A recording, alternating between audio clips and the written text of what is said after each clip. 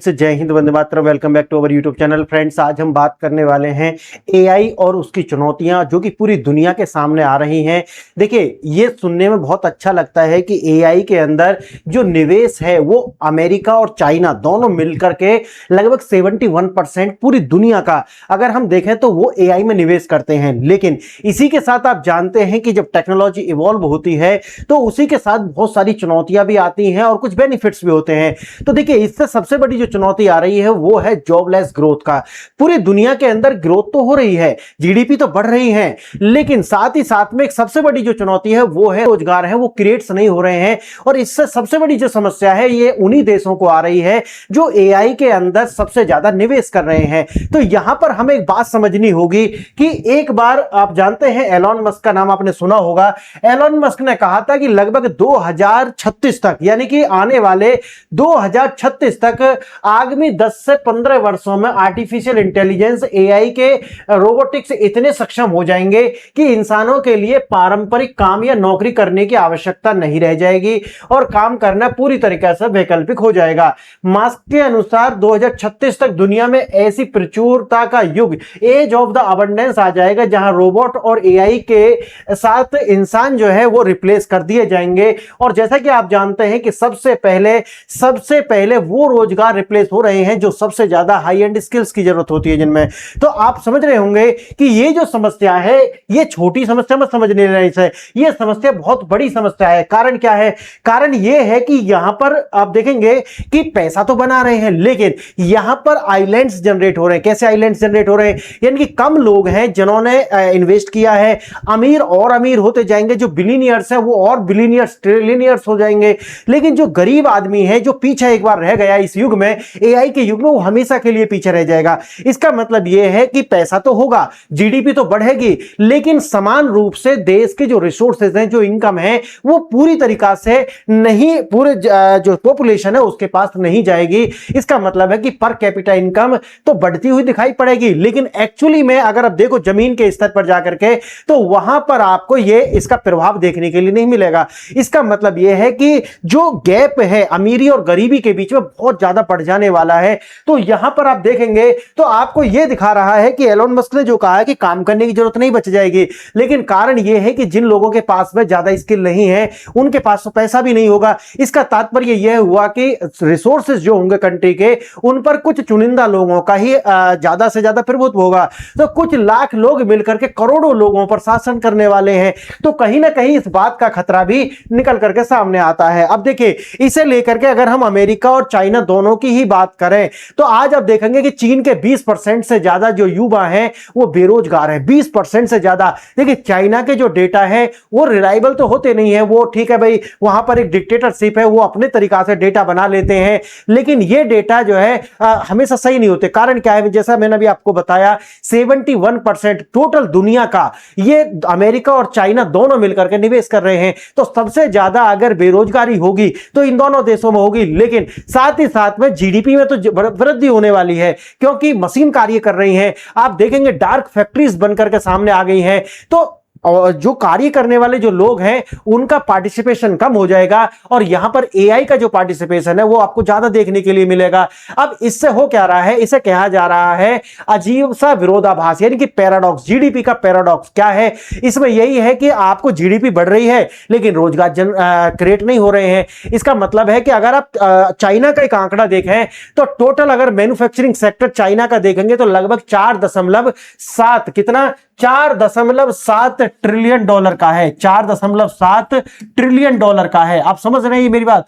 इतने का इसका क्या है? मैन्युफैक्चरिंग है, जिसके अंदर लगभग 1 ट्रिलियन से ज्यादा का जो है वो क्या करते हैं, अपने देश में ही कंजप्शन करते हैं। अगर मैं टोटल सब आपको बताऊं तो इसके अंदर आप देखेंगे कि 4 ट्रिलियन का वो टोटल बना रहे हैं, जिसमें से लगभग 2.248 बिलियन डॉलर का वो क्या कर दे रहे हैं, बाहर भेज दे रहे हैं। उसी के साथ में अगर आप देखेंगे तो लगभग 1059 बिलियन डॉलर का वो आयात कर लेते हैं। अगर टोटल उनका सरप्लस देखा जाए तो लगभग 654.7 बिलियन डॉलर रह जाता है। लेकिन यहां पर आपको देखने के लिए मिलेगा जो शहर में बेरोजगारी है चाइना के अंदर खासकर, वो है 14.9%। कितना है? 14.9%। तो अब आप देख रहे रहे होंगे कि ये जो चाइना की स्थिति है ये इतनी ज्यादा भयावह क्यों। और मैं इंडिया का भी आंकड़ा आपको लिए लेकर के आया हूं। इंडिया का अगर आप देखोगे तो लगभग $1 ट्रिलियन का ही मैन्युफैक्चरिंग सेक्टर है, यानी कि हमने ज्यादा एआई में निवेश नहीं किया, इसीलिए ज्यादा जो बड़ी फैक्ट्रीज है, अभी आप देखेंगे कितनी डार्क फैक्ट्री है। एक तो अभी हमारा ऑपरेशनल है, वो कि लगभग जो 3 है अभी वो एक पाइपलाइन में है, तो अभी वो आने वाली है, लेकिन चाइना के अंदर इनकी संख्या बड़ी है। तो देखिए टेक्नोलॉजी का विकास होने से क्या फायदा हो रहा है कि जो लोग अमीर हैं वो इन्वेस्ट करेंगे और अमीर होते जाएंगे। अब कोई कंपनी का ओनर है, अब उसे ज्यादा पैसा देने की तो आवश्यकता नहीं है ना अब लेबर को। अब क्या होगा, लेबर को रिप्लेस कर दिया किसने, जो ड्रोन्स हो गए या फिर आप जानते हैं कि रोबोट्स वगैरह हो गए, लेकिन आप जान रहे हैं कि नीचे पैसा जाएगा ही नहीं, और जब नीचे पैसा जाएगा ही नहीं लोगों के पास में तो उनकी परचेजिंग पावर इफेक्ट होगी। इसीलिए आप देख रहे होंगे कि जो चाइना प्रोडक्शन कर रहा है उसका 60% तो बाहर ही भेज दे रहा है। अपने देश का जो उनका कंजप्शन है, मैंने पहले भी इसमें वीडियो बनाई थी और मैंने तब भी कहा था कि इनका जो इंटरनल कंजप्शन है वो बहुत ही रेयर होता जा रहा है, और उसका देखिए अब आंकड़े निकल करके आ रहे हैं कि ये स्थिति बनी हुई है। जीडीपी का लक्ष्य दुनिया की दूसरी सबसे बड़ी अर्थव्यवस्था है, 20 से 21 ट्रिलियन अमेरिका को पछाड़ने की ओर अग्रसर है। ग्लोबल मैन्युफैक्चरिंग में अगर देखा जाए तो मैन्युफैक्चरिंग में नंबर 1 है। उसके बाद भी अगर आप देखिए सामरिक और रणनीतिक रूप से मजबूत दिखने वाला चीन, भीतर से एक जॉबलेस इकोनॉमी, समझिए जॉबलेस इकोनॉमी, जॉबलेस ग्रोथ की ओर आगे बढ़ रहा है। आर्थिक मजबूती का भ्रम, व्यापार घाटा नहीं है, कारण है। कुल अंतरराष्ट्रीय व्यापार जैसे मैंने आपको बताया लगभग $4.41 ट्रिलियन का उनका है, जिसमें वो निर्यात करते हैं लगभग 2248 बिलियन, लगभग आप समझ सकते हैं कि $2.248 ट्रिलियन का, और वो इंपोर्ट करते हैं कितना 1.59 बिलियन का। अब आप समझ सकते हैं कि यहां पर इनका जो सरप्लस है जो मैं भी आपको बता रहा था वो लगता है कितना 654.7 बिलियन डॉलर। युवाओं की बेरोजगारी और जमीन की सच्चाई क्या कहती है। चाइना का जो यूथ है वो टफेस्ट जॉब मार्केट इस समय आप सोच रहे हैं कि इनके लिए जॉब नहीं है। शहरों के अंदर आप देखोगे तो लगभग 14.9% की बेरोजगारी है, अगर वहीं गांवों के अंदर आप देखोगे तो लगभग 20% की बेरोजगारी आपको देखने के लिए मिल रही है।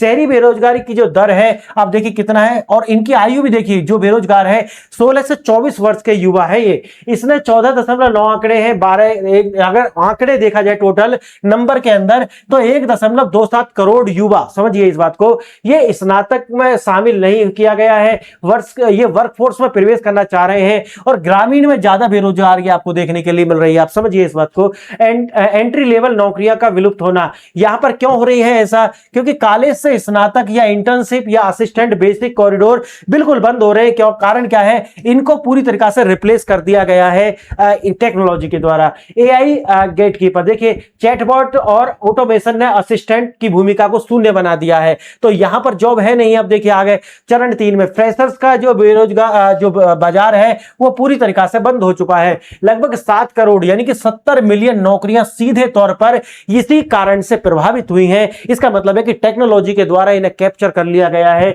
अब यहां देखिए चीन का एआई निवेश एक दोधारी तलवार है, जो मैं शुरू में बता रहा था। ये दोधारी तलवार ऐसे है कि आप जब निवेश इसमें करते हैं तो आपके देश की जीडीपी ओवरऑल तो बढ़ती हुई दिखाई पड़ेगी, लेकिन उसका जो जमीन पर प्रभाव है वो बहुत ही रेयर हो जाएगा। क्यों, क्योंकि लोगों को सीधा पार्टिसिपेशन नहीं हो रहा है। इसका मतलब है कि उनको तनख्वाह नहीं मिल रही है। इसका तात्पर्य है कि वो अपने जीवन में उस पैसे का निवेश नहीं कर पा रहे हैं, और जो कंपनी के मालिक हैं, जो फैक्ट्रीज के मालिक हैं, उनके पास में पैसा बहुत ज्यादा होता जा रहा है। इससे डिस्पैरिटी क्रिएट होती है। अब देखिए कुल निवेश $890 बिलियन है एआई के अंदर, 18% की वार्षिक वृद्धि दर के साथ में यह निवेश किया गया है। चीन 38% निवेश किया है, जबकि आप देखोगे तो अमेरिका यानी कि यूएसए और चाइना का दोनों का मिला लोगे तो कितना है, 71% है। आप समझ रहे हैं ना आप मेरी बात, तो 71% इन दोनों कंट्रियों ने मिलाकर के निवेश किया है। अब आप समझ सकते हैं कि अमेरिका तो इसको एब्जॉर्ब कर जाएगा। कारण क्या है, क्योंकि अमेरिका एक मैन्युफैक्चरिंग कंट्री नहीं है, यानी कि ये मैन्युफैक्चरिंग कंट्री नहीं है। इसका सारा का सारा जो अपना कंजप्शन है वो इंपोर्ट पर निर्भर करता है। इसीलिए आप देखेंगे कि इनका जो ट्रेड डेफिसिट है मोर देन $1 ट्रिलियन है 1 ईयर का। कितना है, $1 ट्रिलियन है। तो अमेरिका इसको एब्जॉर्ब कर जाएगा।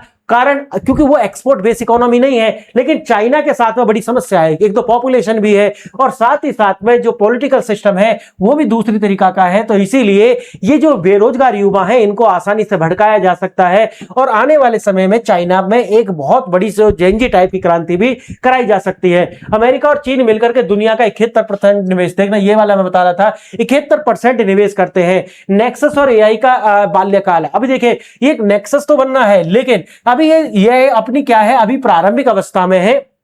आने वाले जो 5 से 10 साल की बात एलन मस्क कर रहे हैं वो बिल्कुल ये होता हुआ दिख रहा है और एक भयावह स्थिति बनती हुई दिख रही है। भयावह मैं क्यों कह रहा हूं, कारण ये है कि जो इनके पास पैसे हैं, जो इन्वेस्ट कर रहे हैं एआई में, वो बहुत ज्यादा पैसा मल्टीप्लाई कर पाएंगे और जो लोग पीछे रह गए हैं वो हमेशा के लिए पीछे रह जाएंगे। ये डिस्पैरिटी नहीं, वो एक डिजास्टर क्रिएट कर रहे हैं हम गरीबी और अमीरी के बीच में। समझ रहे हैं मेरी बात? तो देखिए यहां पर भविष्य अगले 5 वर्षों में ये जब परिपक्व हो जाएगा तो आप समझ सकते हैं कि जॉब आपके लिए हाई स्किल्ड जॉब भी खत्म हो जाएंगी और बचेंगी तो वो एग्रीकल्चर टाइप की जॉब बचने वाली है। अब आप समझ सकते हैं अगले 5 वर्षों में दुनिया उतनी बदल जाएगी जितनी पिछले 100 वर्षों में नहीं बदली है। अगर आप कोविड-19 के बाद में आप देखेंगे तो ये 6 से 7 वर्ष के अंदर आज हम कहां पर खड़े हैं, तो सोचिए आने वाले 10 साल के अंदर दुनिया कहां पहुंच चुकी होगी। इंसान बनाम सोचने वाली मशीन है। अब देखिए मशीन ऐसा नहीं है कि सिर्फ कार्य करने में, बल्कि आप देखेंगे तो मनुष्य को सोचने में, क्रिएटिविटी में भी पीछे छोड़ रही हैं। तो इसीलिए आप देखिए 2020 का जो बौद्धिक श्रम मशीनीकरण उसका 100% हो चुका है और इसमें एक्यूरेसी भी देखोगे तो 90% की एक्यूरेसी के साथ में जो मशीन कार्य कर रही है, जैसे मनुष्य कार्य करता है उसकी 90% एक्यूरेसी से कर रहे हैं और कहीं तो 100%। तो आप समझ रहे हैं ना, ये औसत दिया हुआ है। तो इसीलिए भारत के लिए खतरे की घंटी है। अभी चाइना के अंदर आप देख रहे हैं, लेकिन भारत अभी, क्योंकि देखिए भारत के अंदर हमने बहुत ज्यादा एआई के अंदर निवेश नहीं किया है, इसीलिए आप देखेंगे तो देश की जो जीडीपी है वो बेशक कम गति से बढ़ेगी। देश जो है टोटल ओवरऑल अगर देखा जाए तो 10 ट्रिलियन या 15 ट्रिलियन छूने में लंबा समय तो लेगा, लेकिन ये जो ग्रोथ होगी ना वो सस्टेनेबल होने वाली है। क्योंकि जो हमारे देश की जो युवा पीढ़ी है उसके लिए जितना टेक्निकल और जितना एआई का प्रभाव और जितना टेक्नोलॉजी का जो प्रवेश है अगर वो उतना कम होने वाला है, इसका मतलब है कि उतनी जॉब अभी सेव रहेंगी और ये जो जॉब्स हैं ये सभी लोगों के पास जाएंगी, जिससे डिस्पैरिटी कम क्रिएट होगी। देखिए ये आपको देखने के लिए मिलेगा।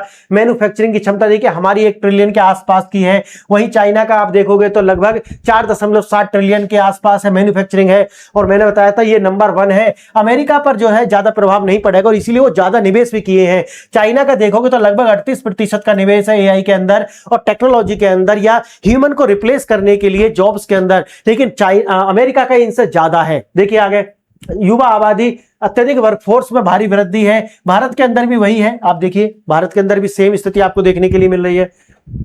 4.7 ट्रिलियन की मैन्युफैक्चरिंग क्षमता वाला देश, यह हाल तो भारत के लिए स्पष्ट है। और आने वाले समय में आप देखिए दुनिया 3 चरण है और ये 3 चरण में से आप देखेंगे धीरे धीरे हम दुनिया के साथ तालमेल बिठाने में विफल रहे हैं एज द इंडियन। और मुझे लगता है कि कहीं ना कहीं हमारे जो देश है उसको इनसे सीख लेते हुए अमेरिका और चाइना से, खासकर चाइना से, क्योंकि अमेरिका का दूसरा फैक्टर है, चाइना से सीख लेते हुए हमें यह देखना होगा कि क्या वास्तव में हम सही दिशा में आगे बढ़ रहे हैं। आगे अगर आप देखिए एआई के कारण आज चाइना की स्थिति, और देखिए मैं आपको कुछ डेटा दिखाता हूं लाइव। देखिए आर्टिफिशियल इंटेलिजेंस की तेजी से बढ़ते चालन के कारण आज चीन सहित दुनिया के विकसित और उभरते हुए देशों में जॉबलेस ग्रोथ, रोजगार विहीन विकास की स्थिति पैदा हो गई है।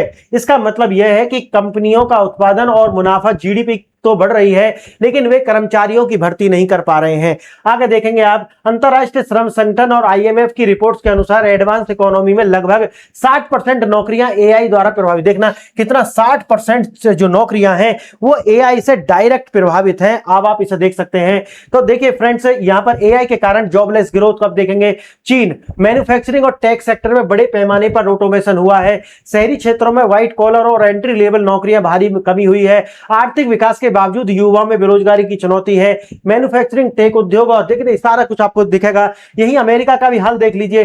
टेक कंपनियों का मुनाफा रिकॉर्ड स्तर पर है, लेकिन कर्मचारियों की छटनी हो रही है और रोजगार विहीन आपको ग्रोथ देखने के लिए मिल रही है। कॉलेज ग्रेजुएट्स और जूनियर डेवलपर्स के लिए जॉब मार्केट पूरी तरीका से सुस्त है। देखिए सॉफ्टवेयर इंजीनियरिंग और लीगल असिस्टेंट आउट गोइंग और प्रशासनिक कार्य जो है वो बचे हुए हैं। भारत का अगर देखोगे पैराडॉक्स स्थिति है, एआई नए हाई स्किल्ड जॉब्स बना रहा है, लेकिन आईटी कंपनियों ने कैंपस प्लेसमेंट एंट्री में 55% तक की कमी की है। तो देखिए सभी फिलीपींस हो, सारे देश अगर आप देखोगे तो यहां पर स्थिति गंभीर बनती जा रही है आने वाले समय के लिए। चीन में युवा बेरोजगारी आप देखेंगे तो 14 से 15% है शहरों के अंदर है और 20% तक गांवों के अंदर है। ये डेटा तो यहां पर देखिए आप, यहां पर ये है एनबीएस का डेटा है, राष्ट्रीय सांख्यिकी ब्यूरो। ग्रामीण और शहरी दोनों में अलग अलग है। 16 से 24 वर्ष जो मैं आपको वहां पर दिखा रहा था, और इसमें 5% की वृद्धि के आसपास ये बढ़ रही है। तो अब आप समझ सकते हैं स्थिति भयावह है, और मुझे लगता है कि हमारी जो सरकारें हैं उनको इससे सीख लेते हुए हमारे लिए पहले से ही कुछ ना कुछ बंदोबस्त करने पड़ेंगे। तो या तो ये करेंगे कि भाई जो भी जीडीपी जिस तरीका से बढ़ रही है, और जिस तरीका से आप देख रहे हैं कि भाई ये जो distribution of the national income है उस तरीका से बांटी जाए, जिस तरीका से पर कैपिटा इनकम, कुछ तो सोचना पड़ेगा। क्योंकि अगर ऐसा होता है तो ये एक डिजास्टर्स कंडीशन बन रही है दुनिया के लिए। और आप बताइए कि क्या इसके लिए कुछ और तरीका निकल सकता है ताकि डिस्ट्रीब्यूशन जो रिसोर्सेज हैं उनका सही से हो सके देश का, और सभी के पास में सही रिसोर्सेज पहुंचे। आज के लिए इतना ही। आपने वीडियो देखा इसके लिए धन्यवाद। जय हिंद।